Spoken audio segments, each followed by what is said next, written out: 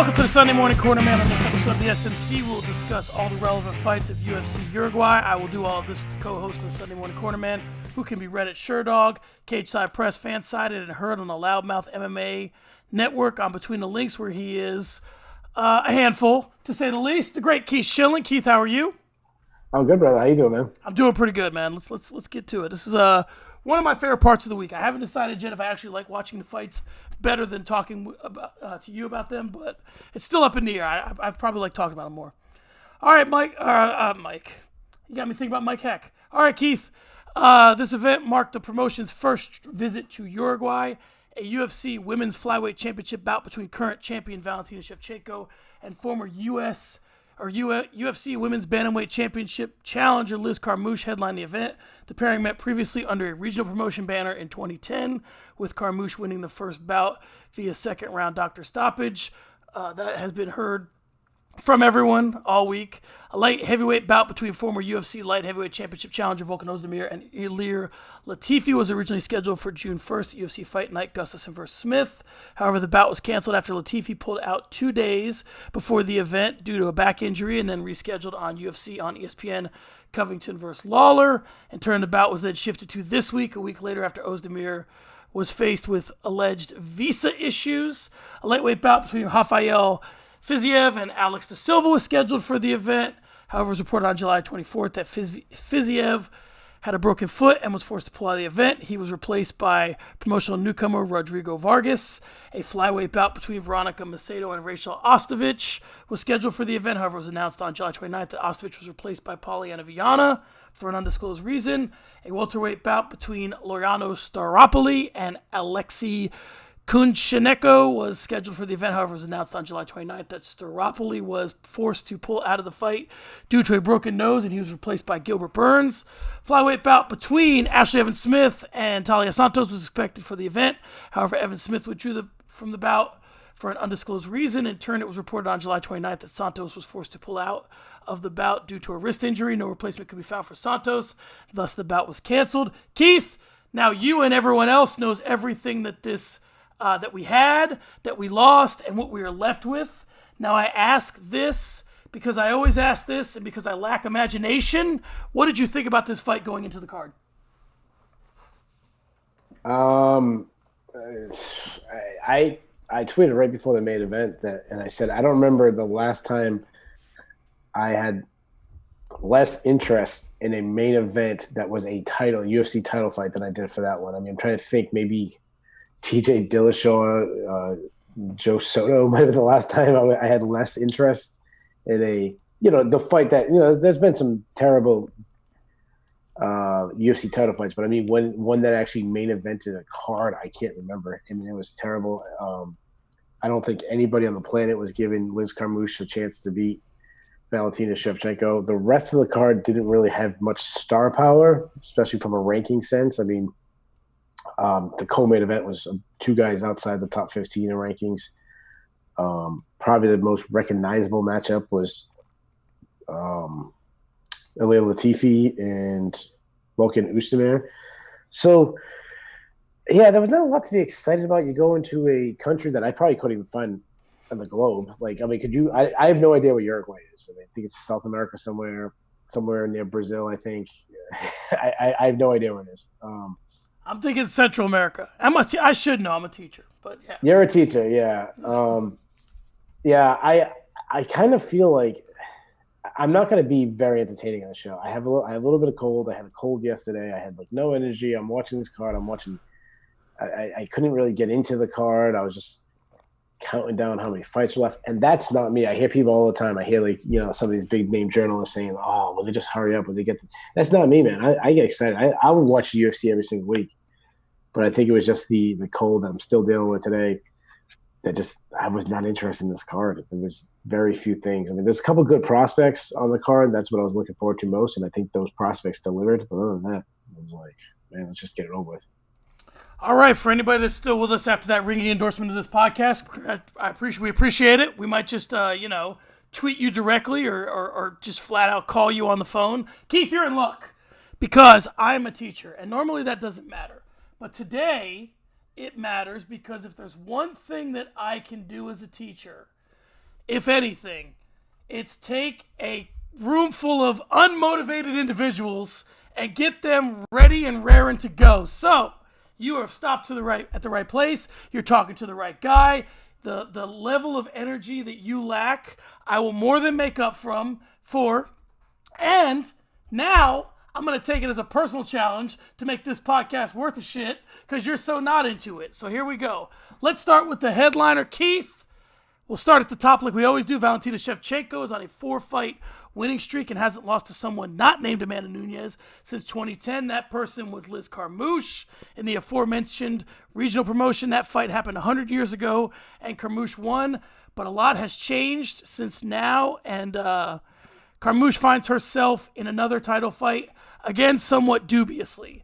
Keith, the fight was Shevchenko's throughout, but she didn't look like she is... She didn't look like what she is, which is one of the most successful female mixed martial artists of all time. So my question to you is, have we set the bar too high for Shevchenko? And if so, how close did she get to it in this one? I mean, she was dominant, but, she's not head kicking somebody into the first row. So is it on us? Is it on her? Who do we have to blame for sort of the lackluster performance? Well, I think it's on her. She had a style that she's not going to press a fight. She's going to take what the opponent gives her. If the opponent, it's the equivalent of the dink and dunk offense in football. Like if the defense plays back and she can just dunk a little kicks, jab, maybe a takedown here, she'll cruise that out. I mean, she's done it in the past. I mean, even if you take the Joanna Jędrzejczyk, there's a lot of action in that. But when Joanna was really starting to get picked apart, Joanna kind of settled for being an outside kickboxing match. And the amount of action that happened in that match really fell off. And Shevchenko had moments where she maybe could have even got Joanna out of that, but she didn't. I think if Valentina picked up the pace in this fight, she might have been able to get Carmouche out of that. Every single time she came forward, stepped in the pocket, and flurried, I mean, she was landing 4 or 5 punch combination. But then we wouldn't see it until the next round, the next time she tried it again. And she didn't even start doing it until probably about midway through round 3 when she started doing it. So I don't want to say it's a poor performance. It was just like, hey, if I can jab and move and win, she's going to do it. Anderson Silva did it before with Talos Leites and David Maya. John Jones has had those against Anthony Smith. You got to have these people that they're going to, if they can do the same thing for 25 minutes and get a win and keep the belt, they're going to do it. So let's talk about the blood that's on Liz Carmouche's hands in this one. I felt like she... I said in the intro that her being in there was sort of dubious. She finds herself in these high-profile fights. She was in there with Ronda. She's in this fight. I don't ever really feel like she earns a title shot in the sense that she just, knocks me on my ass with a performance. I don't know what to make of her. I felt like she was just content to be in there and kind of hang with her. I didn't get the sense during the fight that she was going after it. Even after the fight, she was looking for a trilogy fight based on a lackluster performance from either Shevchenko or herself. What do we make of Liz Carmouche in all this? Is she part of the reason why Shevchenko didn't deliver more? Because Jessica I was coming after her, right? That's not what she got in this fight.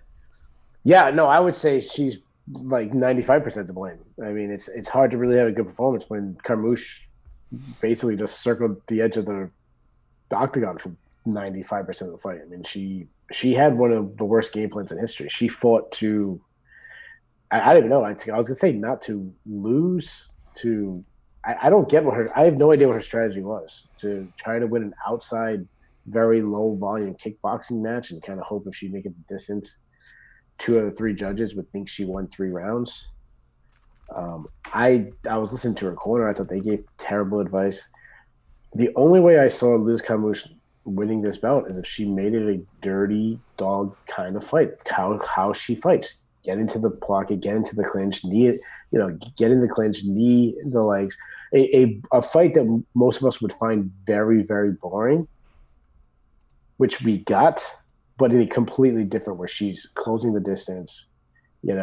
Maybe she sneaks in a takedown here. Maybe she clinches. It's very close rounds. Then same thing, she gets the decision.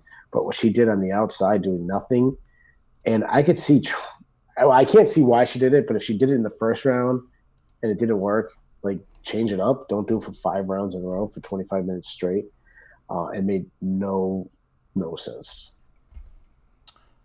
All right, so let's move Shevchenko forward. What do you want to see out of her? I mean, what's next for her? If we look at the top, let's look at the rankings like we always do. She's a flyweight. Obviously, the Amanda Nunes fight is sitting out there. She's lost twice to her, but we got Caitlin Chikagian. She beat Jessica Ai. The top 10 at flyweight. KGB Lee and Joanna Calderwood, they're fighting each other. Modafferi's in there, but she's coming off a loss. I don't know. I mean, what do you think's next for her? Well, I don't know if Amanda Nunes is next. They asked during the broadcast about Amanda Nunes matchup. Sometimes I don't know if that's just the commentator doing that or if that's something the UFC kind of pressing it. I'm not really sure. I don't want to see that matchup. Definitely not yet. Would that be Amanda Nunes' toughest test? Yeah. Would it be Valentina Shevchenko's toughest test? Yeah. But the problem is there's two problems. People forget that last fight sucked. People forget it was a boring fight. Amanda Nunes, a lot of people thought Shevchenko should have got the decision. Either way, it was a very low volume kickboxing pot-shotting match. But another reason why, if Valentina Shevchenko and Amanda Nunes fight each other again, you're holding up not one, not two, but 3 divisions out of 4. 3 out of 4 divisions in women's, because you got Amanda Nunes, who's a champion of 2 weight classes. So she's already holding up 2 weight classes. And then Shevchenko's a champion of flyweight. I mean, I don't think that's the right way to go. I think it's like when people keep calling for DC and John Jones, and if DC wins this week, I'm sure they'll be calling for it even more. It's kind of nice just seeing them defend. And even people who aren't the biggest names, but they've kind of paid their dues just to get the title shot. That's kind of what happened with Liz Carmouche. She's kind of was in the right place at the right time in shallow divisions at the same time. So who I think she'll fight next, I think it's going to be Caitlin Chikagian. It was kind of the debate going in who was going to get the title fight, Liz Carmouche or Caitlin Chikagian. They went with Liz Carmouche, kind of leaving Caitlin Chikagian. Now, what we might see is a very similar strategy to what Liz Carmouche does, away playing outside game, but with a lot more high volume. Caitlin Chikagian, she gets criticized for being, I think Ariel Helwani called her like making tennis noises, where she goes like, yeah, after every strike, but she's hitting air. She kind of reminds me a lot of Holly Holm. Holly Holm does the same thing, where they'll throw air punches, and because they're so busy, they make it seem like they're winning rounds just by throwing that. What I'm surprised, though, is how much I felt. Let me ask you a question. Valentina Shevchenko is a dominant champion. Do you think she got a little DJ treatment for this fight? And what I mean by that is this is a title fight against Liz Carmouche, and there was against a girl who actually has a win over her. And there was no promotion for this fight. Right, yeah. I think so. Yeah, I think that, sometimes I can't get my head around the Shevchenko sisters, especially Valentina, just because sometimes I feel like they're beating us over the head with her, and other times, like, this would have been the time that all the other stuff that I don't want to hear when she's on lower on the card, like, it seems like they're always putting her out there, and the one time they needed to put her out there, they didn't. So it's curious as to why not the push this week. This is the week to push her, not when she's in the main event. Yeah, what's weird, because the last time I can think of a title fight that wasn't on a pay-per-view, and I could be wrong on this, so correct me if I'm wrong, but I'm off my memory, I think it was Demetrius Johnson and Wilson Hayes. Yeah. But at least that fight was on Fox, remember? It was on the big Fox. Right. This wasn't even on that. This was on ESPN Plus in freaking Uruguay. Like, she's not from that area. Liz Carmouche isn't. Like, I didn't get the connection to the area. I didn't get why is Uruguay getting a title fight to begin with. I felt like they were like, oh, who can headline? And Shevchenko was just available. But I mean, yeah. Well, I mean, the other thing would be them trying to see what they have in her. I mean, she was kind of the star of the last. I mean, obviously Henry Cejudo won and looked impressive, but she had the big highlight reel knockout. So maybe they were just like, what do we have in her? Can she carry a card by herself? Can we put her on? Can we put her on ESPN? Can she be the darling of ESPN Plus and boost our ratings, or no? Yeah, I mean, I don't get though. If you're gonna you want to put a promotional push behind her, see what she is. Why not put her? I mean, a week earlier, it's on ESPN, the main ESPN, Yeah. and I understand Colby Covington, Robbie Lowe. That's a bigger name, bigger draw, but you shuffle the order. Maybe get her on that cut, or how about this week? Have her be the co-main event, or even if you want to say, hey, Nate Diaz is such a big star, we don't really need a title fight co-main event. Well, put her third down. Who cares? Like we've had non-title fights headline over title fights.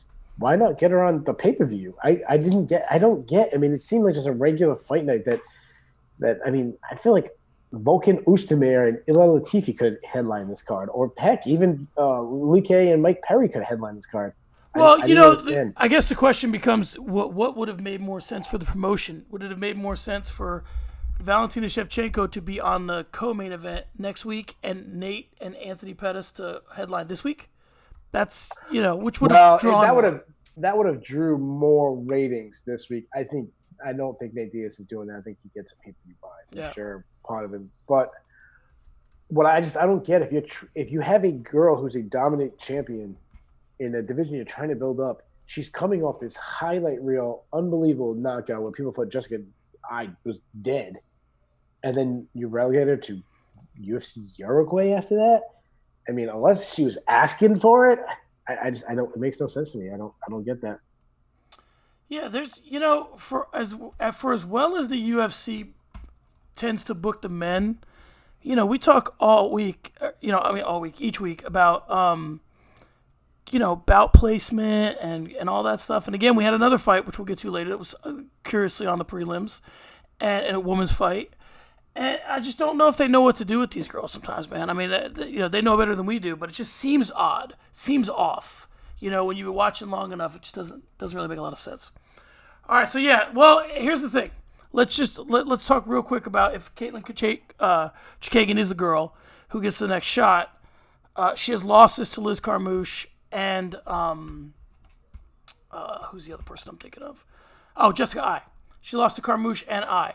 So that's probably why she didn't get the title shot this time. But, I mean, is she a better matchup than those two girls are, or is it just going to be more of the same next time? Well, I mean, those other two matchups were obviously hideous. One person going out in the shield quickly and the other one seeming scared. Yeah, I think she is a tougher matchup. Is it a tough matchup? No, I think Valentina Shevchenko is going to smoke her. But what I think she could do is be busy throwing more punches than Valentina, not landing on Valentina, and kind of tricking Valentina, saying like, "All right, she's not landing. I'm just staying in my range," and then her keep throwing, and Valentina just waiting, like, "We're not in range. Well, I'm not going to waste my energy." And then all of a sudden, 25 minutes later, judge is giving her a decision because, well, we saw her throw 200 strikes. We saw the other one throw 50 strikes. That's it. That's like the only way she could win. And I'm not giving it a good chance, but that's it. Do you think that fighters ever have – let's talk about this for a second, and I want to move on. But do you think fighters ever just have lulls? I mean, they do, but, is it just like, you can't get up for every fight in the same way? Maybe I don't know. Listen, if someone had a win over me, I would want to get up for the fight.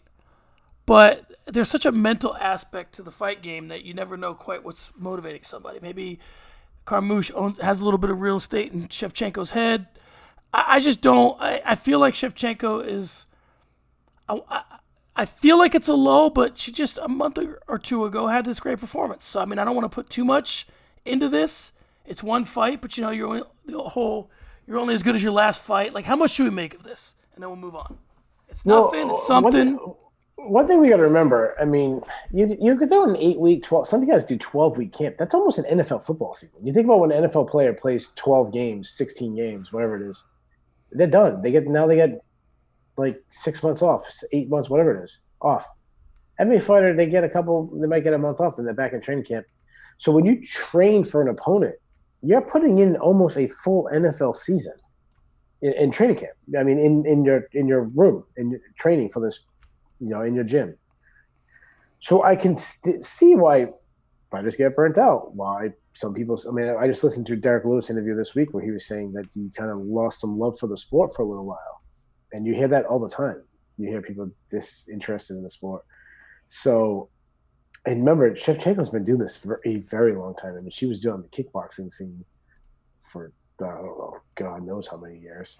So she's been competing in combat sports for, I mean, 2 decades, something like that, or close to 2 decades. So I could understand why she could not get up for certain fights. But I don't know if it was that. I think it was just the match was coming east. You're winning the fight. Why take a chance? Why walk into a submission? Why walk into a lucky punch? You're winning the outside.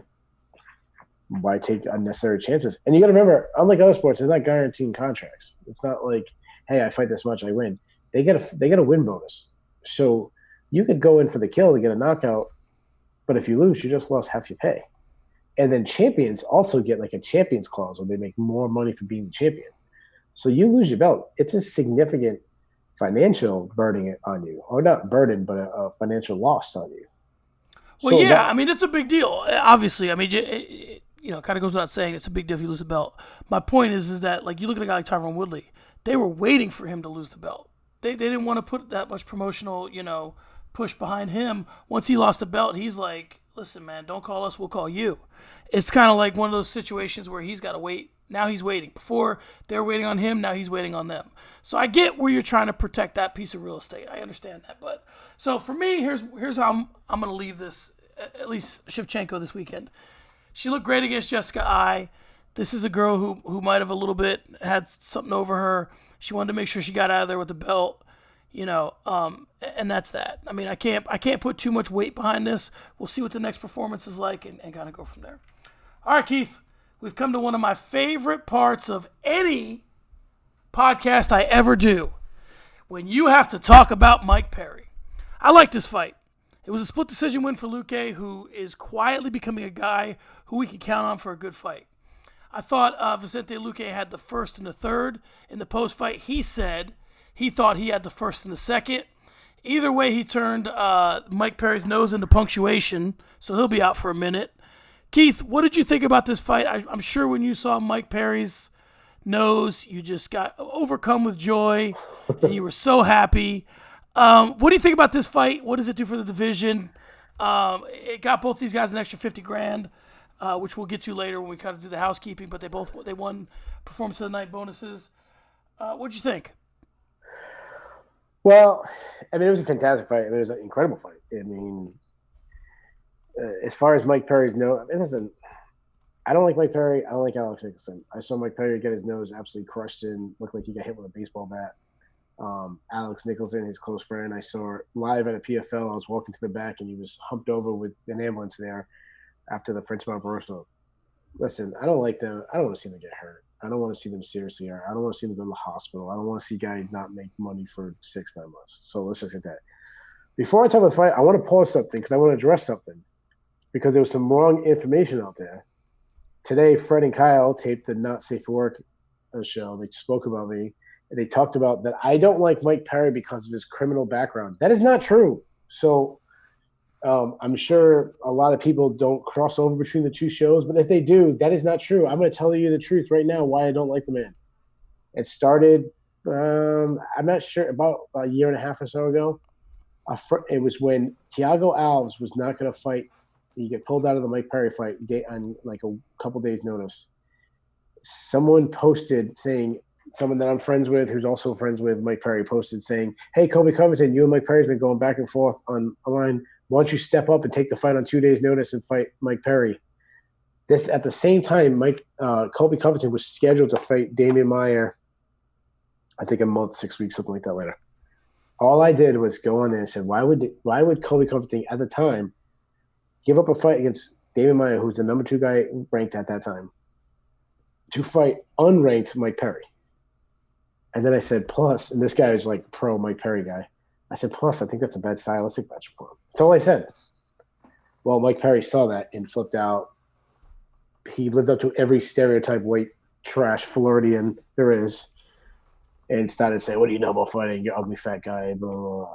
And I was like, hey, man, I've been wrong. I'm not perfect in my picks. You could prove me wrong. Good luck. He kept going back at me. And I'm like, yeah, man, like I said, I could be wrong. Good luck. And we kept doing this back and forth.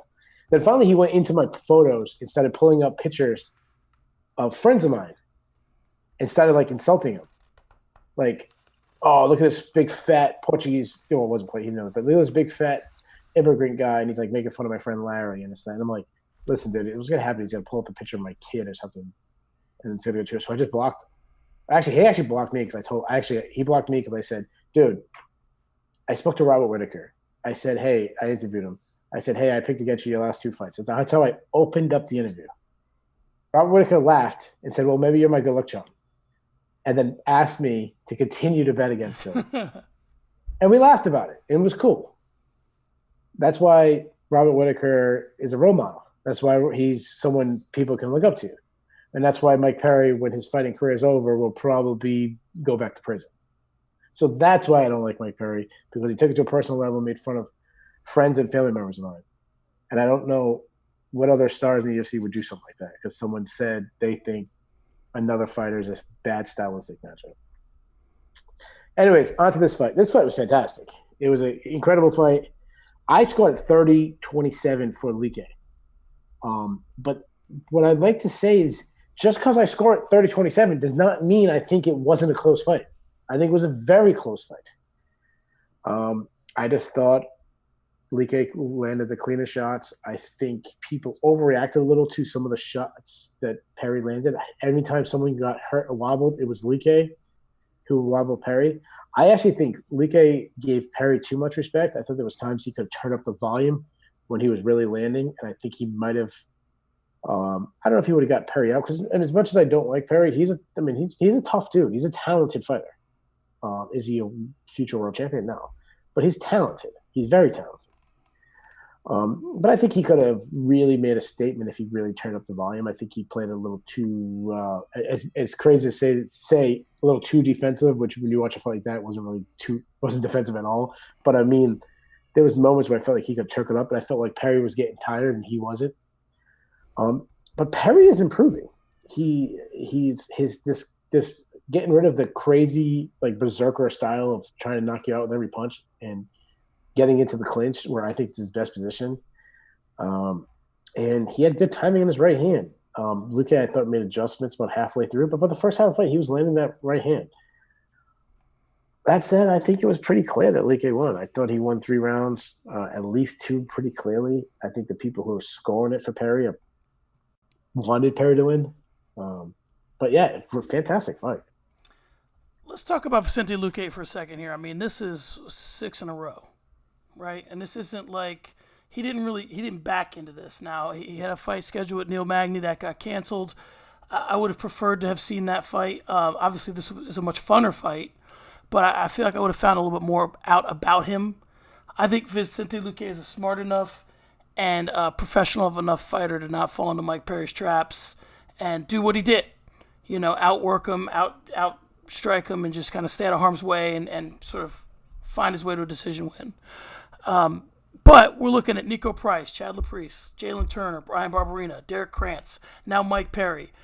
What do we have in this kid, man? What do we have in Vicente Luque? Is he... I feel like... I don't want to call him Damian Maia because of their... I mean, they kind of look similar. Not exactly the same, but I mean... Meaning, is he a top 10 guy? They don't fight the same, but is he a top 10 guy that maybe never cracks the top 5? What do you see in the talent? He's only 27. I think he's very talented. I think he's a very good striker. I think he actually has underrated grappling, which he hasn't used. Is he a top 10? I mean, I think he's pretty close to top 10 now. Is there guys like it's his teammate, but I think he could beat Robbie Lawler right now, and he's in the top 10.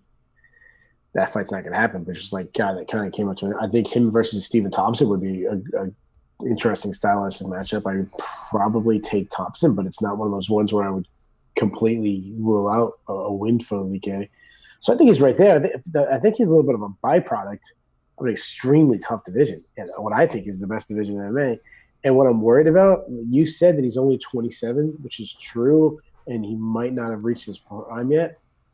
2 of his last 3 fights have been absolute bomb burners in Mike Perry and the Brian Barberino. Those are like 2, I mean, really back and forth, rock'em sock'em type fights. And the brain only has so many punches. I don't care how old you are. And it feels like he's got to stop avoiding some of those fights, or it's going to be like falling off a cliff fast, in my opinion. Because I mean, you just can't take that amount of damage. Yeah, I mean, there's definitely, we talk about the blueprint that I've written for Sherdog, or the paths to the title. There is some nights where you got to get out of there quick and you got to protect yourself, and you can't get in these wars forever. And I think that and some of it's matchmaking. I mean, if you go in there with Brian Barber and Mike Perry, the chances of you avoiding a war are pretty slim. So let's just put the bow on him with this. Bottom of the top 15 is Jeff Neal, Neil Magny, Eliseo Dos Santos, Robbie Lawler, which we said won't happen, Askren, and Maya. Who do you like him against in that? And should he be ranked above any of those guys? Should be ranked above. I mean, I think the bottom three. It's like I think he should be ranked higher than Neil Magny at this point in his career. But the three names that stand out from a prospect sense of Jeff Neal, him, and Alessio Selesky Dos Santos, all three of them have really good cases being the top 15. So you kind of mix them up, and I think it's just a pure kind of musical chairs kind of thing where, there's three spots, there's, four fighters kind of thing. Who do I think he would beat right now? I think he beat Neil and Magny, of what you'd say. I think he might be able to beat Damon Maya right now. I think that's an interesting stylistic matchup. I think he beat Robbie Lawler. What's going to happen? Like we said, Robbie Lawler is not going to happen because their teammates Ben Askren and Damon Maya are booked against each other. Both, especially Ben Askren, is probably too big of a name. But I think a great match. I mean, him and Jeff Neal would be fantastic. But when I wrote down possible matchups, I think Alessio Selesky Dos Santos versus Jing Liang they're fighting each other, I think, in like 2 weeks. So they kind of would be on the same turnaround.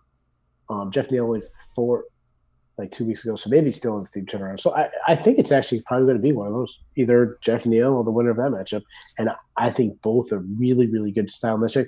And then it would kind of settle your problem when you have 3 spots, 4 fighters, or 2 spots, 3 fighters, and kind of, well, the winner would definitely be in and the loser would definitely out. So, yeah, that welterweight division, we've said this before, man, it is so loaded that it's like, man, you just pull names out of the hat. It's going to be a great matchup.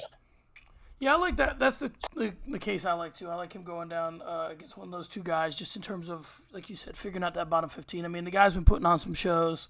He definitely deserves at least a shot at the top 15, if not a big fight, a big name. Like you said, with Askren and Maya booked. Yeah, there's a couple other guys. Santiago Ponzinibbio, I don't think he has a fight right now. If you go a little higher in the rankings, Stephen Thompson is a guy that's, he's kind of now either very end of the top 10 or kind of, after a couple of losses. I mean, that could be a matchup, kind of like a former contender versus a prospect, seeing if the prospect's ready to make that big of a jump. For any of those 3 guys we mentioned, Dos Santos, Neal, and Luque, these guys need to stop getting cracks at the guys who've been in the top 10. Like now. Those matches need to happen. All right, let's move on. So we come to the part of the card, which is what I call the oddly high-placed hometown fight. Eduardo Garagori took on Umberto Bandone. This was actually a fun fight, I thought, in spots. I mean, the guys had a little bit of juice coming into the fight. They didn't like each other, but then when the fight kicked off and they really started swinging, they were kind of interacting with each other. It's one of those like old school kind of like Leonard Garcia fights where, guys are going at it and then they're reacting to each other, which I enjoy. So I feel these guys are a couple of years away, so I'll just tip my cap to them for delivering in front of the home crowd. But there isn't really much here to spin forward, right? I mean, we can give them their props, but we're not taking much from this, are we? No, I mean, this is very low level fight in the UFC. Humberto Bandone is low level. I don't think he has a win in the UFC. He's as low level comes. And Eduardo Garagori, even nice performance in his hometown. It was a fun fight. It was action packed. These guys were blooding each other up. But I don't know what to take away other than this is the first fight of the night, prelim fight, if it's not in this guy's home country. Or if somebody else from his home country, if there's another fighter from Uruguay who's better, would have this spot, and he'd be relegated to first fight of the night. I don't understand. Let's just move on. Yeah, I'm with you. Not much more to say. Plus, we got someone who's a really interesting story up next in a 205-pound division. So that's definitely where the more interesting and intriguing thing to discuss is. So Keith, Volkan Ozdemir is on quite a skid. He's lost his last three. Now, in fairness to Ozdemir, it's been studs of varying levels. First Cormier, then Anthony Smith, and finally Dominic Reyes. Tonight he drew at Ilir Latifi in what can only be described to me as a winner-go-home kind of fight for Volkan. I mean, if he doesn't deliver, we're starting to figure out what to do with this guy. He did deliver. And do you think Latifi was served up, or do you think Latifi was like, okay, this is the guy that's going to let us know what we still have in Ozdemir? I think that's a good question. I think it was just, I think it seems that way now. I don't think when they booked it, that's what it was. I think it was just, hey, two guys kind of at the bottom 10, bottom top 15 rankings, and we kind of just make matchups. And it's a good, both guys are about the same area. That said, I actually thought this is one of Ozdemir's best performances of his career. I actually think this is a better performance than his like quick knockouts of Manua and who's the other guy he knocked out quick, Misha Serkinov, because this kind of showed his skill. It wasn't just like, hey, he got a nice big shot. Like, he showed skill. He showed vision. He was beating Latifi to the punch. He was relaxed. I felt like he kind of like kept his energy because he was doing well against Anthony Smith, and then he kind of burnt himself out. I feel like he kept his energy well. He, conserved his energy. He didn't put everything into every punch until he had Latifi hurt, and then he started to open up. And that's what you see like seasoned boxers do. The best strikers, they don't throw 100% power and everything, and that's what I saw from Ozdemir. I was very impressed with him. That said, completely opposite of Latifi. He looked old and slow from the get-go. He usually his big thing is like, hey, he's got to gas out, but at least he's going to be throwing these big bombs right away, or he's going to have this, this big time wrestling game.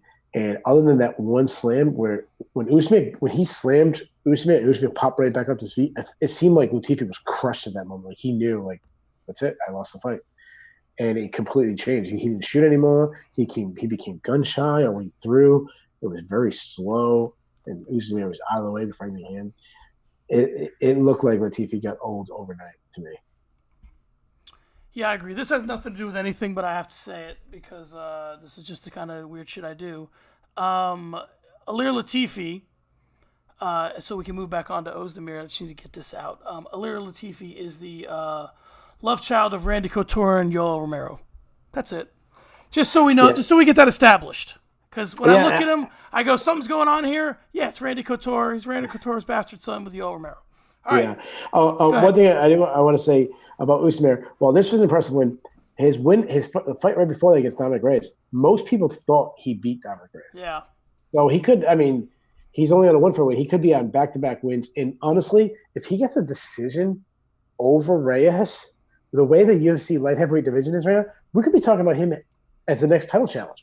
It's so funny, like one judge or whatever it was, split decision. I can't remember what it was. I think it was a split decision. Yeah. One judge gives it to him. I mean, he could be fighting John Jones for the title next. He could be the leading guy. It's just crazy how that goes. It is. So a couple of things about Ozdemir. He said in the post-fight he might have been too green for his title shot. What do you think that his timetable is? I mean, if we think that maybe he beat Reyes, the way the rest of the division is, and let's take a quick peek at the division. So at 205, you're looking at John Jones. Cormier is still ranked, but we'll see, kind of how that plays itself out. Thiago Santos, who's out for the foreseeable future. Smith, who's lost his title shot. And then you got Reyes, Jan Blachowicz, Gustafsson, who's out of there. Ozdemir, Corey Anderson, Alexander Rakic, Johnny Walker. I mean, he said he wasn't I think the upside for Ozdemir is that he had his title shot against Cormier and not Jones, right? Yeah, I get what you're saying. That like if he wants to get back in the picture, it's not, we haven't already seen him get beat up, right, by that guy. Yes, was he too green? Yeah, he was too green. But also, he went against Daniel Cormier. He went against one of the top 5 greatest fighters ever, top 3, wherever you want to rank, top 10, whatever. You're talking about one of the greatest fighters ever who does that to seasoned veterans. He makes seasoned guys seem like they're not ready. Guys like Anthony Rumble Johnson, guys like Josh Barnett. This is what Daniel Cormier does. So Well, yes, he and let me wasn't. just let me just add this to the conversation. I think the conversation gets real interesting when we talk about Stipe Miocic. Now, granted, Cormier is a different fighter at heavyweight than he is at 205. I think fighters are much closer to him at 205 than they are at heavyweight. But if you look at the Ozdemir fight and then you look at the Miocic fight, we don't just dismiss Miocic because he got cleaned out by Cormier quickly. So I mean, we really now the Anthony Smith rear naked choke. I mean that's he went 3 rounds with him, so that was a different Yeah. fight. But we got to figure out Ozdemir is a curious guy in that way. Well, If you that's give him the what, Reyes win and then you put Cormier into the Miocic context, we don't. It becomes a little more murky to figure out what exactly we have in Ozdemir, right? yeah, that's what point I was trying to say. Like, yes, was he too green for a title fight? I was trying to say yes, but also don't take away from Daniel Cormier. That's what Daniel Cormier does to people. Right. Like Daniel Cormier is one of the all-time best. So like in his prime, he's probably still not beating Daniel Cormier. But what I like to think about this is the UFC made the mistake with Ousmane rushing him too early, and he could kind of be the example to not rush Johnny Walker, to not rush Dominic Reyes, to not rush Alexander Rakic. There's like 3 guys that people are calling to see in the title fights, and it's like, guys, we saw that 2 years ago or a year and a half ago, whatever it was, when Usman got rushed. Like, do you really want to see it? That's why I think the UFC is doing the right thing by having Reyes fight. I don't think Weidman should have been the guy, but fighting another tough competition and a seasoned vet. I think, seems like Johnny Walker's going to fight Corey Anderson. I'm assuming Rakic could be going against Usman. I'm not sure.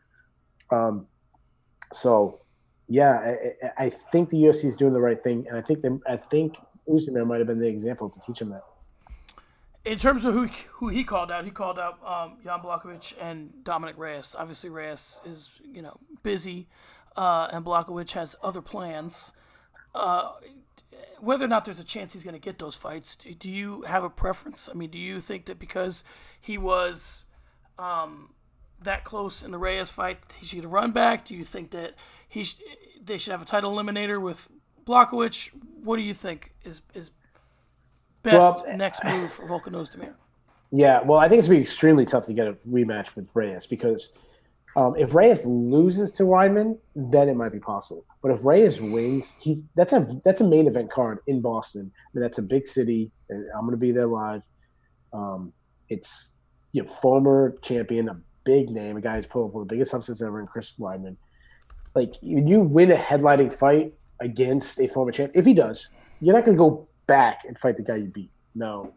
Is it debatable he won? Yeah, but honestly, Dominic Reyes beats Chris Weidman, and we're probably looking at John Jones next. Jan Blachowicz, when we just went through the division and we said, "Oh, these guys are booked. These guys are booked. These guys are." The one guy who isn't booked is Jan Blachowicz. So while he could fight Volkan Ozdemir next, which I'm okay with that as a consolation prize. But when you go through the division and say who's booked and who's not, well, who's going to fight John Jones? Unless you're going to put him on the shelf, which I think is happening, is they're going to set up the DC fight. They're not announcing anything John Jones until next weekend, which is probably what's going to be. It's probably going to be John Jones, DC, probably DC's retirement fight at 205. But I think Blachowicz should get that fight, especially if they don't do the DC fight. But if not, if they decide to go elsewhere, yeah, I think Ozdemir and Blachowicz, that fight makes a lot of sense. And if it's not Blachowicz versus Ozdemir, how about Ozdemir versus Rakic? Rakic isn't booked either. I think that'd be a good matchup too. I agree. All right, let's move on. Keith, one of the most thrown around phrases in all of MMA is the most decorated BJJ player in MMA. You've heard it 1,000 times for 1,000 different people, but Rodolfo Vieira certainly fits that bill. He's won gold all over the world. Abu Dhabi, the World Championships, Pan Am Championships, World Cup, European Championships. He is nicknamed the Black Belt Hunter, and on Saturday he had a black belt across the cage from him in Oscar Pichota. Keith, Vieira got the second round sub, and I thought looked serviceable on the feet. So here's the only question I have for you. Whenever we get these BJJ players, do you think that they are just crossing something off their bucket list? Or do you think they're looking to be the next Damian Maia? What do we have in Vieira?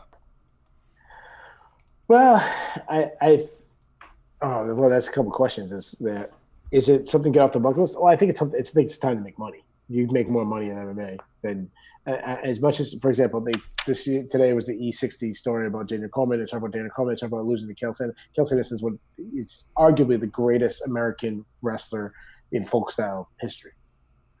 But Daniel Cormier has made more money than him now because of MMA. Kind of the same thing. You can be the greatest jiu-jitsu guy in the world. You can make a very comfortable living, but you become a world champion in MMA or a top contender, you're going to make more money. So I think that matters. I also think, like, what else is him to do? These guys are competitive. They want to challenge each other. You just read his accolades. I just want to point out, I mean, you were saying it. He won the world champions in jiu-jitsu 5 times. He won the World Cup 7 times. I mean, he won Abu Dhabi. He had a couple of silvers in them. And he is as elite comes in jiu-jitsu. So I think it's also challenging yourself. You see other guys go into jiu-jitsu. You see what Damon Mine does. You see what Jacare does. And you're like, hey, man, I'm 29 years old. I have one area of the game maxed out. Like, if you broke up MMA into, like, categories, 3, 4, 5 categories, and you give out, if you have a video game, you're giving out the percentage. When he gets to jiu-jitsu, you're giving him the 100 like percentage. Like, that's him. That's how high he is. Even a guy, look over to Bellator. What's his name there? Who just beat Gegard Mousasi? Good jiu-jitsu guy. I can't think of his name. Oh my God, you don't talk about the guy who just beat. He's the Bellator champion right now. Middleweight. He just beat Gegard Mousasi. What's his name? Lovato? Like, huh? You're not talking about Lovato, are you? Yeah. Rafael Lovato Jr. I couldn't think of his name. This guy's better at jiu-jitsu than him, and this guy's now a world champion in a major organization. So if you're like, I'm 29, I'm at my athletic peak. What else? I mean, do you want a 6th world championship jiu-jitsu, or maybe make a name for myself in MMA? And I don't know about you, but I was impressed by this performance. They didn't give him a softball this fight. Oscar Pichota is a nice prospect. He's a nice fighter. He's a tough guy.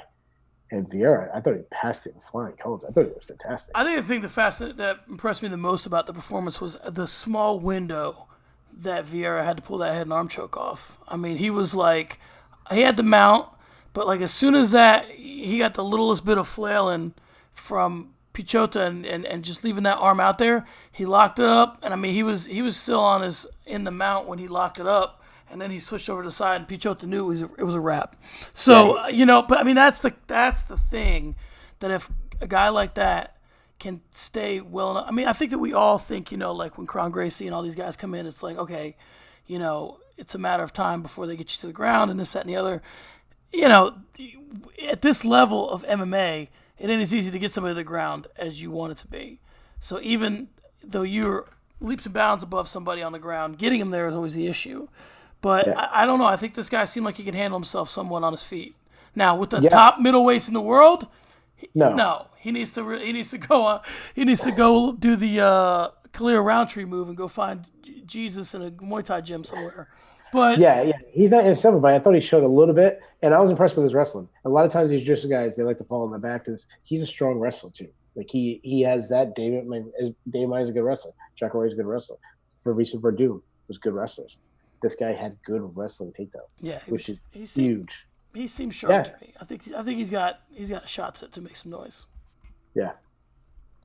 Yeah, but I hope they go the slow route. I hope there's not a huge jump. I hope he's not going against Derek Brunson neck. I hope he gets like Azu Zeta or some CB Dalloway, some low level middleweight. Don't rush him too fast. Right. Yeah, that's true. All right, Keith, let's move on to my favorite fight of the night, Enrique Barzola and Bobby Moffett. This was a back-and-forth fight throughout. Moffett was moving his head better and working the straight punches while Barzola found body shots and lead left hooks. He also ended each round with a takedown. Keith, I look at these two guys, and I think we have the future of this division potentially. Is that the case in Barzola and Moffett? Am I being a prisoner of the moment? Or am I just reading too much into a good piece of matchmaking? I mean, these guys are young. And I thought this was a hell of a fight. Like, I mean, I remember, and we talk about this all the time. One of my jokes about you on Between the Links is really safe for the chat is once the Between the Links starts, the clock begins running until you mention the old days. Until you say, this guy or that guy. That's just the clock's running. So for me, I don't do it as much, but I'm doing it now, which is to say, I remember, Mayhem Miller, and I remember the St. Pierre and Trigg and these guys where it was like that fight where you were like, okay, someday, before GSP won the belt, the guys that he would fight. That to me, occasionally you'll see these fights where you're like, if I see these two guys fighting for the guy that's going to fight for the belt in 5 years, I'm not going to be surprised. Moffitt and Barzola really represented themselves well, I thought, in this fight. Yeah, a perfect example, you were talking about old guys. George St. Pierre's UFC debut was against Karo Parisian. There you go. That is as good as debut fight for two guys going against each other. And if you remember, that was not a whitewashing for St. Pierre. That was some good back and forth. That's actually one of those underrated, one of my all-time favorite matchups. Karo Parisian is a guy that a lot of people forgot about. That there is. This is all right, here's a moment on this show we're gonna talk about the old guys. You want to watch fun fights? Pop into some Karo Parisian when he's throwing guys. His fights against Nick Diaz. His fights against Diego Sanchez. His fight against George St. Pierre. Karo Parisian was a fun guy. Too bad he got. All right, Keith. If you want to geek out, let's do it. Here's what I used to love about Karo Parisian. Okay, Karo Parisian was the guy, and if I'm wrong, it's because I'm getting old. I feel like he was the guy that because he had the judo, would get you up against the cage and lean on you and walk you right into that knee. Am I remembering Karo Parisian correctly? Sure. He'd lean you over and then he'd hit you with that knee. Now, side Karo Parisian note. Because you'd have to get your hips back. Right. Or he's going to throw you and he'd lean in. Oh, yeah. Karo Parisian he was fun, some of the stuff he used to do. Side Karo Parisian note. Whatever happened to Nate Diaz and Karo Parisian, that tough back and forth they had? Manny Gamburian was, Karo Parisian was Manny Gamburian's uncle or whatever. Everyone that's, I thought I saw Craig Allen in the Periscope. He's checked out because he's 14 years old. He doesn't give a shit about any of this. But, I feel like there should have been some closure with Nate Diaz and Karo Parisian. That aside, let's get back to Barzola. What do you think the betting lines were that somehow we turned Enrique Barzola and Bobby Moffitt? Bobby Moffitt to a 5-minute rant on a Karo Parisian. Plus 8,000. Yeah. Someone just got paid for that. Yeah. So let's go to the question. Do I think these guys featured? No, I completely disagree. I don't think either guy's that good. I think Barzola's already moving down to bantamweight. He announced that's why he thinks he's too small. I actually thought that was evident in this fight. I thought he was a little too small. I thought that happened in the grappling exchanges where he was going in for takedowns. He struggled taking down Moffitt. I think that was the size advantage. I actually think I don't really push for guys to go down in weight often. I actually think that's a good move for Barzola. That said, Moffitt's 0-2 in the UFC now. 1-2. His one win was against Chad Skelly, and it was that controversial middle one where Chad Skelly closed his eyes and was resting to try to get the submission, and then they gave the win. So he's 1-2 in the UFC. He was kind of a journeyman on the regional scene for a while. What I think this was, I think he just lived in the moment. It was just a really fun matchup between two action fighters, and it was fun. Like, it wasn't as bloody as Perry and Luque, and I think that's why Perry and Luque got fight of the night. But this was had just as much action, if not even more. These guys were, the pace these guys were setting was incredible, and I thought Barzola's smart by trying to get the takedowns at the end of the round, just kind of like secure a close round. I thought Moffitt's takedown defense is scrambles. But I think the difference of the fight was I thought Moffitt was throwing wild outside shots while Barzola was keeping it tight. And I think that was the difference of the fight. But, man, this was a fun fight. Yeah, I agree. So, listen, you're invested in MMA on different levels, right? What I mean by that is, like, you sit here and talk about high-level pay-per-views with iconic Hall of Fame champions with me, and then you write previews for the Contender Series. So when you're watching the Contender Series, and we talk about a guy like Bobby Moffitt, how do you – because this isn't my game, breaking down guys in this way. How do you know what you have in a fighter who is on the Contender Series? So a guy looks good on the Contender Series. Sure. How far away is he from even making the main card? How far away is he from a top 15 fight? When I watch guys, I kind of put them in 4 categories. I put them in like possible world champions. Like, this guy could be a possible world champion. And so far in the Contender Series, there's 2 people one guy I put in that category and one guy I think was close. I put Sadiq Yusuf in that category. I thought Miles John is a close second. Well, some of these guys' divisions are so stacked that it's more not saying are they going to win the title, but like these guys are serious threats. Then I have these guys are going to stay in the UFC. These guys are contenders. Guys who are going to be good. Guys like a Sean O'Malley. Guys like Antonina Shevchenko. Like, hey, they have the skills. Then I have, all right, this guy can make the UFC, but they're the seal. Their ceiling is the UFC. One of my listen, I'll say this because I consider this guy a friend. He's one of my favorite fighters. I think he's one of the best guys in MMA personally. But if I'm being honest, assessment, Matt Bessette is a guy. He's a local guy. I'm friends with him. I like him so much. He's a great, great person. His ceiling's in the UFC. He was not going to be a big, long stay. And then I have those guys. I'm like, man, this guy shouldn't be on the contender series. And I don't know. I'm trying to think of someone off the top of my head that fit in that category. But Richie Santiago, who got beat up on Miles John, I don't think he was even contender series level. I felt like Moffitt was ceiling's UFC. Like, yeah, he'll win a fight, he'll lose a fight, but he's never going to be considered a contender. He's never going to be a main card guy. He's never going to be top 15. That's what I saw about Bobby Moffitt. But I have been wrong when I assess guys. Go back to the old days, Sherdog, when I used to call in Greg Savage, Jordan Breen, TJ DeSantis, Jeff Short. They still credit me for calling the show and being like, listen, there's a guy who's fighting this week named John Jones. I've watched him on the radio scene. This guy is special. And I said, this guy's going to be the greatest of all time. There's a little bit of like, what's the word? Exaggeration I was putting in it. But obviously I was right. But then I've been dead wrong about people. Calvin Kattar is a guy that I watched on the local scene. And I was like, I don't think he's even UFC. Like, I don't think he should deserve a contention. Doesn't let me UFC. Now he's a top 10 guy. And he deserves it. And now he's going against Zabit and might win. He can fight for the title. And this is a guy that I said shouldn't even be in the UFC. Kenny Florian. It's a guy that fought for the title. I was like, man, this guy's going to smash down the Ultimate Fighter show. So I would be right, but I could also be wrong. So. Yeah, I guess I'm just trying to figure out what – I mean, I feel like we had a little bit more with Tough. We had a little bit larger of a sample size. I've long told people that didn't really understand Tough and have asked me about it.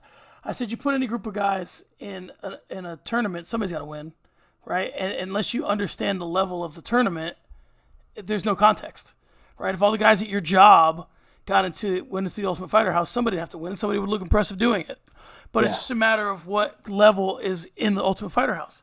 So I think that with the Contender series, it gets a little more curious. So, so my point is, in saying this, if you're the UFC, and obviously it would be no different if they just pulled a guy off the regional scene, but do you think they should give these guys longer leashes, shorter leashes? What are these Contender series guys? How do we pull them along as prospects? Like, is one and two a red flag, or is it a matchup thing, or like, how do you process these guys? It's so tough because that's what you're doing right now is what a lot of people like to do, and they like to bunch all of them in together. Like, they're all equal, and that's not how it is. There's some guys. It's like the NFL draft. There's first-round guys. There's sixth-round guys. And I feel like what you get with the Contender series, this guy's like Miles John, like, man, this guy's good. He pocket boxing, good wrestling, good scrambles, good team, 4-7 man. There you go. I got it in. You know, and then you have other people, and it's like, they're okay. Bobby Moffitt, like, yeah, he's okay. He could be bottom. But here's the thing: is there's Bobby Moffitt, who's bottom, in my opinion, like bottom level UFC or whatever. There's also 100 guys on the regional scene just as good as him that could make it in the UFC, who could be a UFC guy, who could not be, who will never get it in. So it's like, I mean, there's guys who, the last guy on the NFL roster, you know, the last guy to make the New England Patriots team, number 53, or the practice team squad, there's also 200 guys that played in college football that, if they just had the opportunity, could be the last guy on the NFL team. So that's kind of how I feel with this. So it's too low of a question. It's like every single person, it's in an individual group. But what I would like to see is start with like a top 100 guy, every single one of them. Start with like a top 100 guy, you get that win, move to 75, move to 50, move up to 30, and don't throw them in top 25 guy right away. Just don't do it. I'm with you. But then a guy like Ian Heinisch, he's already in the top 10 already. Yeah. He got a Contender series last year, and he became top 10 because he kind of was in the right place at the right time, got the fight against Antonio Carlos Jr. and won. So it's, you know. I'm going to ask you the most relevant question I've ever asked you, but I need a quick answer. Is it better to be out of the top 15 in the UFC or the champion of LFA? What's a better existence? What's a better? Because I used to ask this about Justin Gaethje. Is it better to be the number 11 ranked UFC lightweight or the World Series of Fighting champion? Well, it's different now because now you've said different things. No, I'm just saying. No, I know what you're saying. I know the general question. Is it better to be a champion? It's better to be I think, in the UFC than in the LFA. Now, if you change that and made it PFL, not counting the $1 million, but PFL, Bellator, and Invicta for a female, it might be better. Like, first, Verna Jandiroba, I think it was better for her to be the champion Invicta than being 12th ranked strawweight. So you think? No, I'm saying regional champion or you in the UFC. UFC. All right. But like there's layers, like above LFAs, PFL and Bellator. It's better to be a Bellator champion than 10th in the UFC. It's better to be Pitbull than be Calvin Kattar. All right, there you go. Not saying Pitbull is better than Calvin. I'm saying the money. That's the right answer, though. That's the question I was asking. I like that you made the distinction between the LFA because the real question was LFA and that level of competition. But yeah, so the question is not top 11, number 11th. Is it better to be LFA champion or floor of the UFC? Like, is it better to headline Friday night's card on the LFA? Yeah, Access TV. Or first fight of the prelims of UFC Uruguay the next day on Saturday. I just mean, but I'll take it to another level. Is it better to walk to the arena and just be the fucking champion? Do you know what I'm saying? You see the difference? You know what I'm saying? Like, you're walking to LFA arena. Yeah. You're fighting that night or you're not. And you're the welterweight champion. Yeah, I get what you're saying. Then you're showing up at the UFC event. Yeah. Jerking the curtain. Yeah. All right.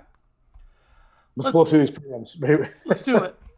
All right, number one, Cyril Gain defeated Rafael Pessoa by submission via arm triangle choke. Anything here?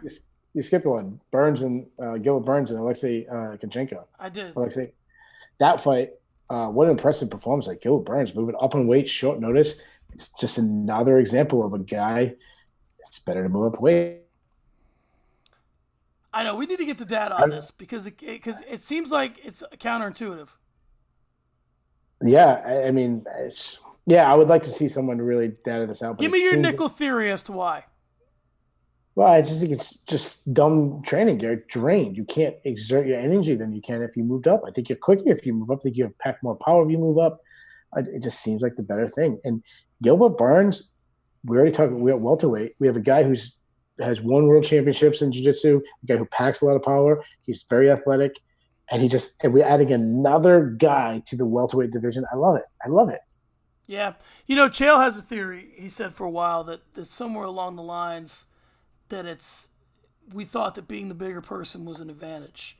And I agree with him in this respect. Being the bigger person is an advantage when two people fight that can't fight.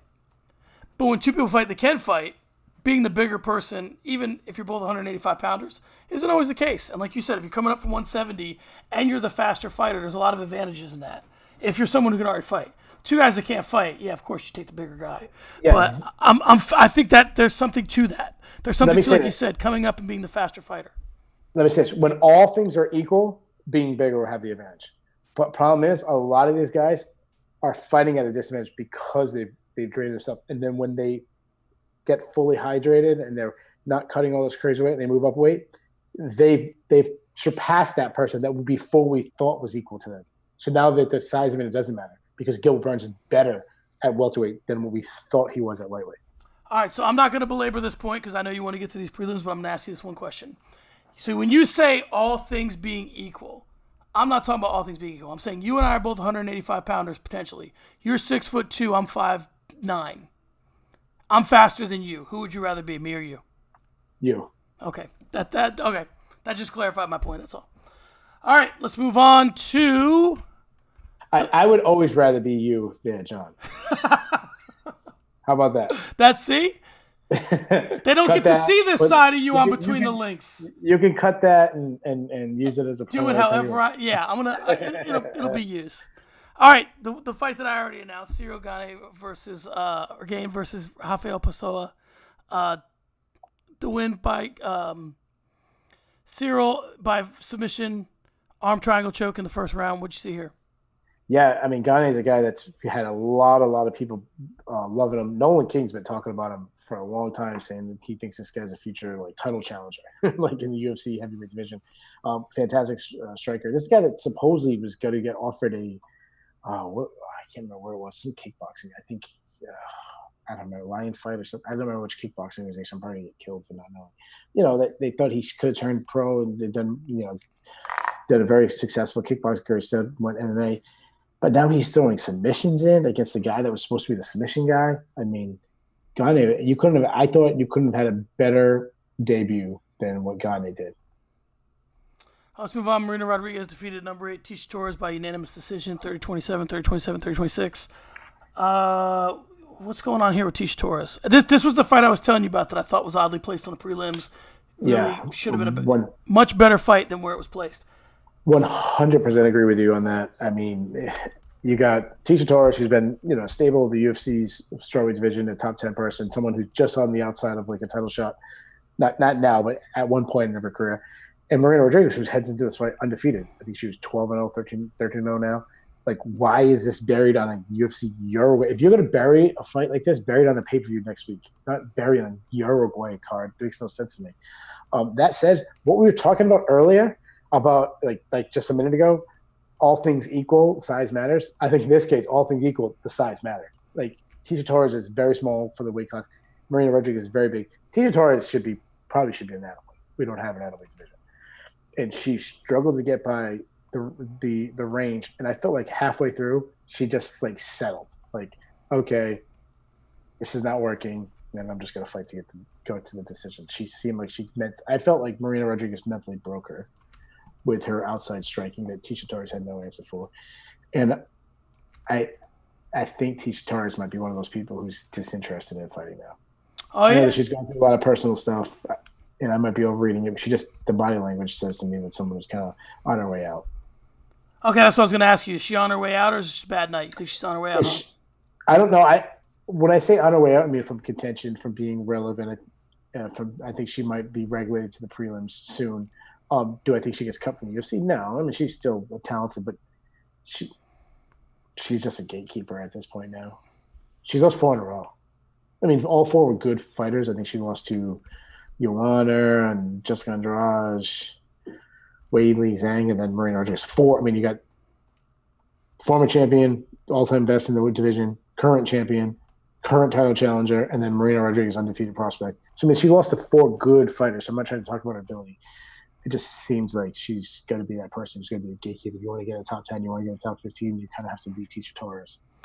Though, she's one of those fighters where we talk about, like, how do you stick around, and what she's got wins over Watterson, Lima, Rollins. Like, you know what I'm saying? That was obviously better days for her. But that's how some of these fighters stick around. It's like who they beat is the thing that ultimately keeps them around. So, yeah. All right, let's move on to Rogerio Bontorin defeating Raulian Paiva by TKO in the first round. What'd you see here? It was a great fight. It was a fight I was excited about. Unfortunately, he got stopped with a cut. I mean, it was a nasty. I think he got hit with a knee. And it was. I mean, Mike Perry. Everyone keeps showing Mike Perry's busted nose. Paiva's eye was like, it looked like his eyelid was hanging off. I mean, it was gross. Bontorin. I'm so excited to keep him on the flyweights because Bontorin looks good, man. He's a physically imposing guy. Like I'm just impressed by how physical he is. Pocket boxer, which wrestle boxer. I mean, I know you hear me say, I love wrestle boxers. That's my thing. I love watching wrestle boxers. He's that. He gets in. He throws hard. He kind of reminds me of Davison Figueiredo, like a lesser version, like the not as polished version. But that's a really good sign. If he can continue improving, we could be looking at a top 5 flyweight in Bontorin. And Paiva, I actually think is pretty good. I think he had moments in this fight. Just he couldn't deal with the physical. This is the absolute bully mentality of Bontorin. All right, Chris Gutierrez defeated Geraldo de Freitas by split decision, 29-28, 27-30, 29-28. What'd you see here? 2 extremely low-level UFC fighters. That probably should be regional fighters. All right, Alex De Silva defeated Kazula Vargas by unanimous decision, 30-27, 30-27, 30-27. How about this one? Oh, God. Did you watch this fight? I mean, it was extremely boring. De Silva was a better wrestler, and he was just okay with, like, I'm going to wrestle you, I'm going to hold you down, I'm going to do absolutely nothing. and Vargas had no answer getting up. It was terrible fight. All right, and lastly, Veronica Macedo defeated Polyana Viana by submission via armbar in the very first round. How about this one? So Macedo's known for her striking, and Viana is the world champion in BJJ. She needs to give her world championship back because she just got armbarred by Macedo. Nice performance, but Macedo, terrible performance by Polyana Viana. All right, put a kind of a bow on the card. Performance of the night, we said earlier, Vicente Luque, Mike Perry. That was the fight of the night. Performance of the nights went to Volkan Ozdemir and Veronica Macedo, we just talked about. Total of 9,255 fans attended this event. The UFC does not reveal live gates for international fights, so we don't have that. Let's talk about trending up, trending down. I'm going to love this because I saw this and then I had that moment where I was like, well, do I change this based on the course of the conversations that we had during the podcast, or I stick with it? I'm sticking with it. I had trending up Bobby Moffitt and Enrique Barzola, and I had trending down Tisha Torres.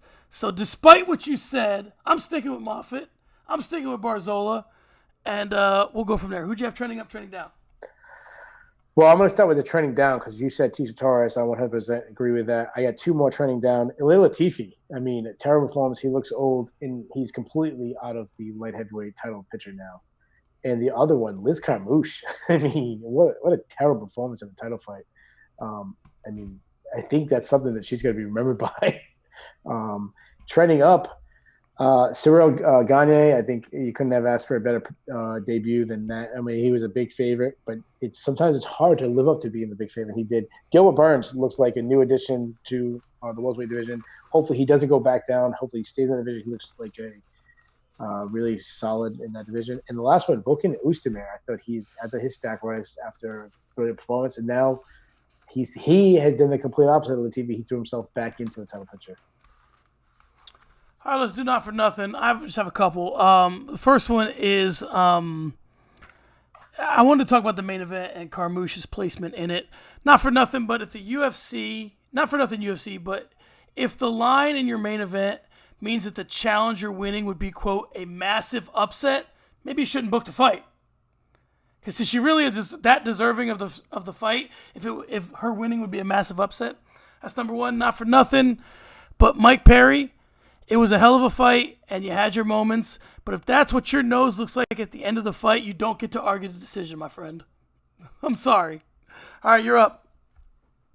I only got four. Not for nothing. If you're a fighter and you carry your flag out with you, which is cool thing to do, don't afterwards wipe the sweat and blood and snot and whatever's on your face into your flag. Have respect for your – I know it's a subconscious thing. You think about it like you're at practice with your – towel or a shirt, but be conscious that you're holding the flag. I saw two fighters, I can't remember who it was, two fighters wipe their sweaty, nasty, beat-up face in the flag.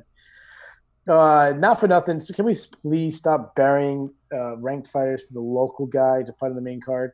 It makes no sense. The people are already in the arena. They're going to be there. If anything, have them fight first so you can pack the arena and everyone, if the fighter wins, the whole crowd is excited for the rest of the card. Not for nothing. Can we stop calling every fight that you pick a said fighter and they lose a close decision a robbery? Mike Perry was not robbed because you wanted him to win. He lost. It was a close fight, but he lost. Stop calling everything a robbery. You know what a robbery? See what happened on the Contender Series this last week. I can't think of the girl's name. The Italian girl beat the Brazilian. The Brazilian beat the brakes out of this Italian girl. Somehow the Italian girl got the decision. That was a robbery. And my last one, not for nothing, Liz Carmouche's corner. What are you doing? You're saying, oh, great job. You're doing excellent. This is perfect. They said that after the second round when she landed 7 significant strikes in 2 rounds. Can we be honest with her instead of saying, hey, you're doing great when she had 7 strikes in 2 rounds? Those are my not for nothings. All right, let's move on to something new. Well, let's do shocker of the night. Did you have a shocker? I forgot to write that one down. My shocker. Give me yours, and I'll think of one real quick. The Macedo taking out Polyana Viana that quickly. That shocked me. Yep, I want to say the same thing. The way she did it, the way she submitted it, I agree with you. That's actually that, and obviously what happened to Mike Perry's face and the different injuries that happened then, that was shocking. But yeah, I think I agree with you. That was the most shocking moment. He's submitting a BJJ world champion. All right, let's go to a new one we're introducing. We got a couple new ones this week. Technique of the night. So for me it was a couple, and they were small. And you might have seen something else, and I'd love to hear yours. I liked Ozdemir was using the shoulder strikes in close. You see that pop up every once in a while. It reminds you of the Anderson Silva Chael Sonnen thing when you see it, but I thought that was effective. And maybe this is me just reading into a technique that wasn't really there. I felt like Barzola. Here I go again with Barzola, the guy that you think has no future.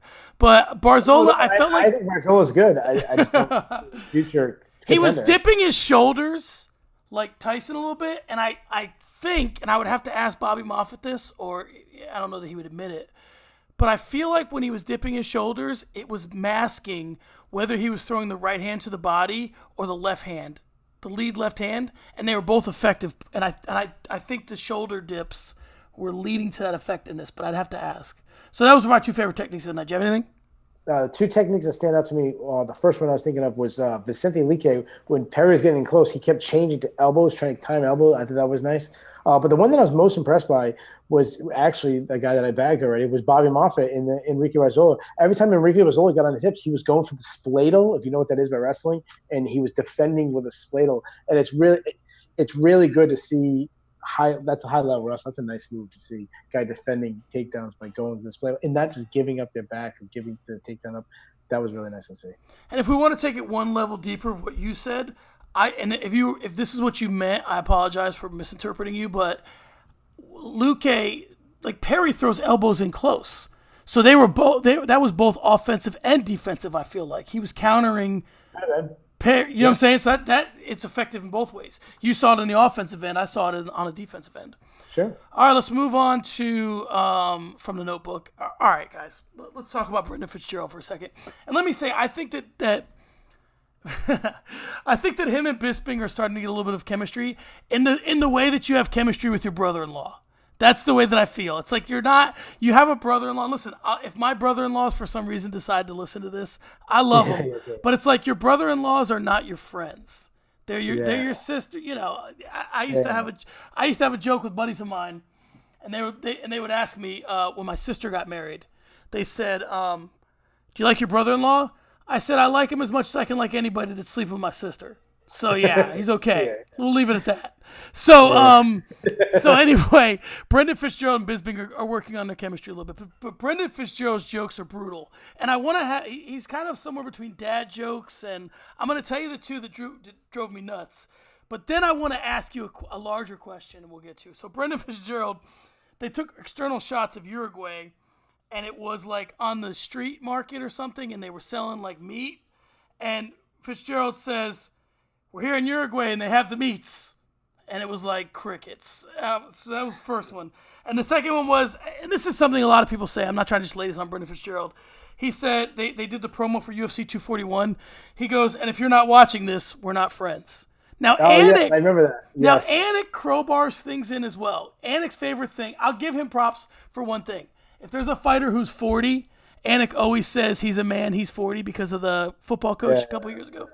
So, but here's the larger question, Keith. Is it possible for a play-by-play guy to be truly funny? Or is the nature of what he does and who he is dictate that you cannot be funny? I don't know. Because Goldberg was unintentionally funny, and the other guys are just dry. I would say the best case... Who's the guy who does one championship there? He used to do LFA and stuff. Chivalo? Yeah, he tries too hard. Like, good night, Irene, and he gets been hit with more hooks than a tackle box. He tries too hard. See, I always felt like Mauro Ranallo tries a little bit hard. I'll tell you who does it the best, and I think it's because, one, where he's from, but two, he's very subtle with it. I think John Gooden is quietly funny. Okay. But he's a Brit, so I mean, it's kind of like that's his. He can do that. All right, the last thing I'm going to talk. Only thing I have for oh yeah, another one. No, go ahead. I'm done. The only thing I had from Bisping, I almost put this in the not for nothing, But Michael Bisping in the Marina Rodriguez versus Tisha Torres fight, he just over and over and over again kept saying how both fighters are looking so great. I was like, Tisha Torres is getting her ass kicked. Can you, like, I guess he must be like friendly with her. He doesn't want to like bash her, but like, can we stop saying it over and over again? You don't realize how good Rogan is at certain things. He's not great at everything, and we've talked about maybe this time has come, but like the post-fight interview, nobody's more awkward in the post-fight interview than Bisping. It's like if there's a translator there or they don't answer, he's just completely. He gives post-fight interviews like someone who has spent his life being interviewed. Yeah, like he's like, I should be answering questions, not asking them. That's why I also like Dominic Cruz. I love that Dominic Cruz is not worried about hurting anybody's feelings. Yeah. Like Dominic Cruz would have been bashing the hell out of Tisha Torres. Yeah, it's true. Dominic Cruz has just enough, asshole built into him for it to work. All right, the last thing, I didn't tell you about this. I'm going to throw this in. I'll give you mine. Maybe I think I might have given you a little heads up on this, but you tell me if you agree with mine, what you thought. I wanted to, actually, before we do that, anybody got to go? Anybody on our cut list? I got two. I got Humberto Bandone. He's lost 3 in a row. He just lost to a low levels goes. And, I mean, she's hot as hell. It's time for Polyana Viana to be going back to the region. I mean, put her in Invicta because she's so hot. Don't want to let her go. But, yeah, she's not a UFC level fighter anymore. Cut those two. Yeah, I agree with those. We'll stick with those. All right, the last thing I wanted to talk about before we let you go stuff, and we'll hit those quick, why this card mattered. I really want to start talking about what was the point of UFC Uruguay? Why does it matter? Here's what I had.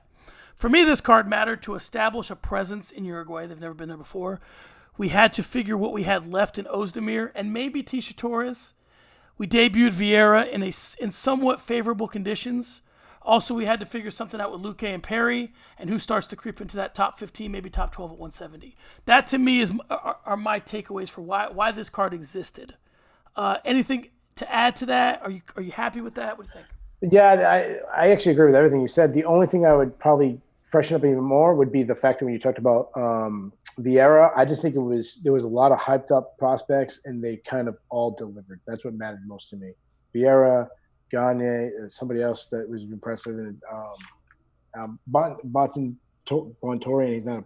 Wasn't his debut, but he's a good prospect to fight. Like Marina Rodriguez, she passed her test. She's a prospect who kind of like passed her test against Tisha Torres. It was just a good night for top prospects, and it's good night for the future of the UFC that all 4 of those came through.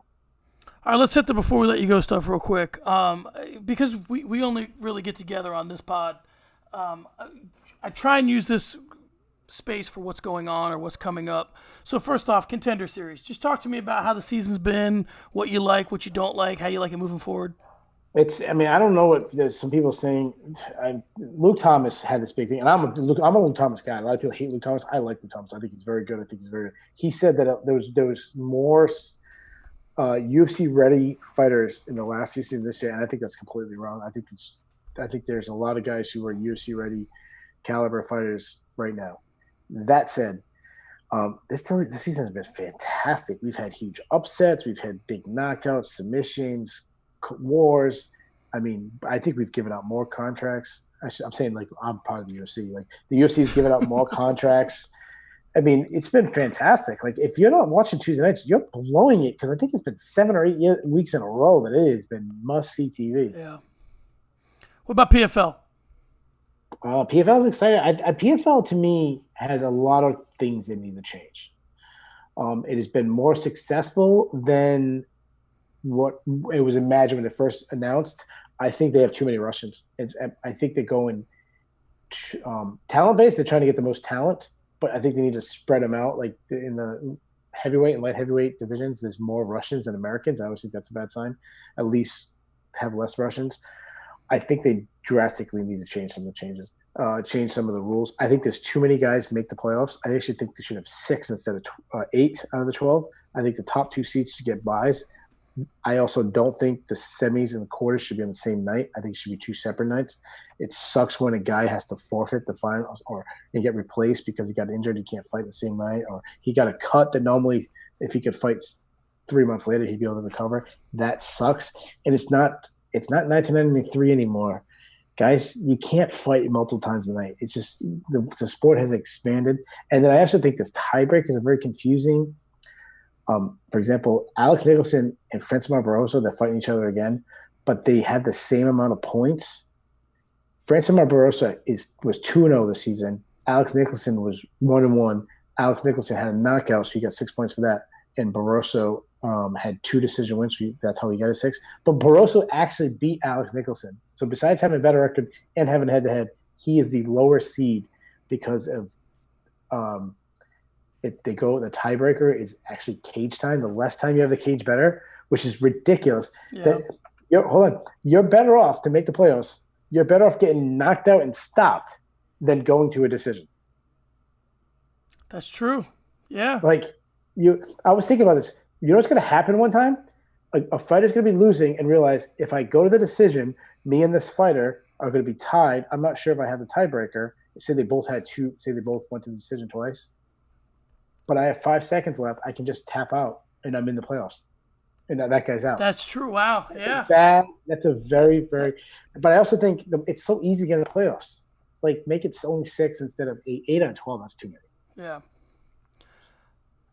Let's talk Masvidal-Edwards real quick. Masvidal seems like he has no interest in this fight. Edwards, he's making it seem like where does Jorge Masvidal go? It looks like he's trying to hold out for fights that are never going to come, which is a title shot and which is Conor McGregor. So does he just sort of at some point have to just take this Edwards fight? Or if you were Jorge Masvidal and your 3 options were title shot, you're not going to get it. Conor, you're not going to get it. Edwards is left, or would you take another fight? Or would you just wait those other 2 out? Well, it's tough. If I'm Masvidal, I'd probably wait it out. But if I'm the UFC, I'm pushing for the Edwards. Yeah. All right, and this last thing is because Keith begged me to include this. Couldn't blowing up my phone. He's like, please, if you put anything on this podcast, put this. Your bare knuckle update, prelim legend Leonard Garcia was defeated, and Chase Sherman is your new bare knuckle heavyweight champion. Keith, your thoughts? How excited are you? There you have it. There you have it. I admire the man. Listen, he could have went on a rant about how much he dislikes bare knuckle. I think he's reached a point now where he's just going to completely no-sell the bare knuckle world. So God bless him for that. So if you thought that there was technical difficulties there, if you thought we had an audio issue, no. Keith was making a choice there to not engage in bare knuckle banter, which really is the only way to counteract what I did, which was ambushing him with bare knuckle banter. So good. So kudos to you. All right. Let's close this thing out with you telling everybody what's going on in the world of Loudmouth MMA. Loudmouth's going strong. I think our team has never been stronger than this. We currently have 4 shows. We have a lot of changes coming up, but we have this show, which does all the recapping of the UFCs. We have the breakdown show with Max Freeman and Marcel Dolph, where they give an in-depth preview and predictions with some fun things like lock of the night, upset of the night, performance predictions, all that. It's really, really fun. Those guys, they're really good at it. Fred and Kyle have their show. It's a very unique show. It's the Not Safe for Work. They will say anything. It is 2 buddies sitting around a bar getting drunk. They're not drunk, but what you would expect 2 buddies at a bar talking, watching the fights together, not 2 guys like, hey, we're going to do a podcast right now. Let's be nice. And then we have the Between the Links, which is our version of Around the Horn, hosted by the great Mike Heck. I'm one of the panelists on that, also with Craig Allen and Davison Baker. And you produce the show, so you have a big, huge responsibility, and you do great things. And then every week we have a special guest. We've had some of the biggest names, including yourself. We've had John Franklin. We've had John Morgan. Obviously you, Nolan King, Damon Martin, Ben Duffy of Sherdog. Who was the guest last week? Last week was Kristen King. Yeah. Kristen King from Fansided who won. She was the first ever female on the show, and she won. This week we have the great Dan Tom from MMA Junkie. Guys, I'm going to give you the ultimate endorsement, and I hate when people do this, but this is how we're going to get out of here because it's important that I say this. I hate when people are at a outlet for a long time, and they go to another outlet, and they're like, finally, I can write the things I want to write, and I'm like, well, what have I been reading for the last 5 years? If now you can write the shit you want to write, what have I been reading? So I had a lot of problems with the guys from The Athletic when they did that. But I will say this. I was thinking about content and different things to do for Loudmouth because I'm a part of it. I've never seen a group of guys that are in one situation that get along as well as all the Loudmouth guys do. To this point, the thought that I had is that if we were all at International Fight Week together, like if we all went, how cool would the dinner be if we all went there? And I know for a fact it'd be awesome. We'd have a great time at the dinner. It'd be to the point where I have thought about figuring out a way to film it. Because I think that if we all hung out International Fight Week, I'm pretty guaranteed that it'd be fun. I can't say that about I can't say that about every outlet I've been at. And my point in saying this, guys, is that this is the kind of content you're getting from guys that enjoy doing content together, enjoy, talking fights with each other. So I'll let you now destroy that statement. We have more shows on the horizon coming very soon. There you have it. All right, guys. Listen, this was UFC Uruguay. It was not, it wasn't a pay-per-view level kind of thing. But we got a big fight next week, Jones and Cormier and Miocic. So we'll be all over that, I'm sure, on all the different shows that we have on the network. So for Keith Schillen, this is John Franklin. Remember, tell your mom, tell your friends' moms, tell your mom's friends, tell everybody about the Sunday Morning Cornerman. As the great Alexander Gustafsson says, the show is over, guys.